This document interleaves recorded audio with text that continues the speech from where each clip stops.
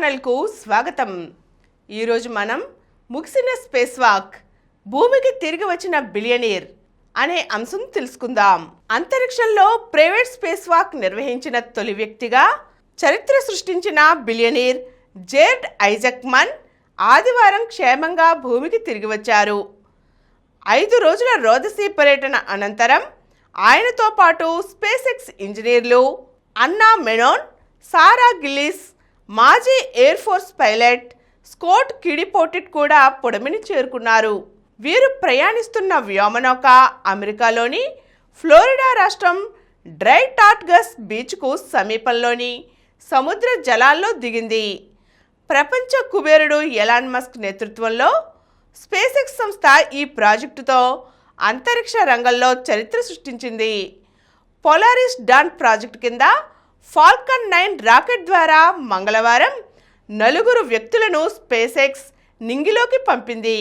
ఈ యాత్రలో వీరి అంతరిక్ష నౌక గరిష్టంగా 1408 కిలోమీటర్ల ఎత్తుకు చేరుకుంది.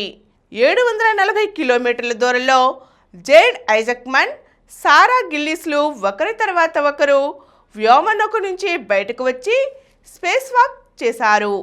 అంతరిక్షంలో 5 రోజుల పాటు గడిపిన ఈ బృందం దాదాపు 40 రకాల ప్రయోగాల్లో పాల్గొంది.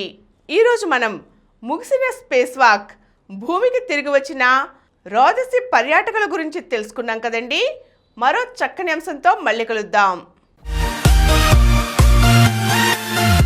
ఈ కార్యక్రమం మీకు ఎంతో నచ్చింది కదా.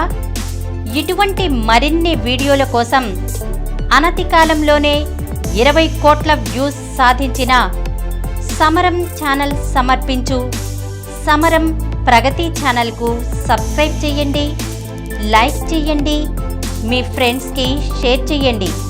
అలాగే ప్రక్కనున్న గంట సింబల్ని ప్రెస్ చేయడం మర్చిపోకండి.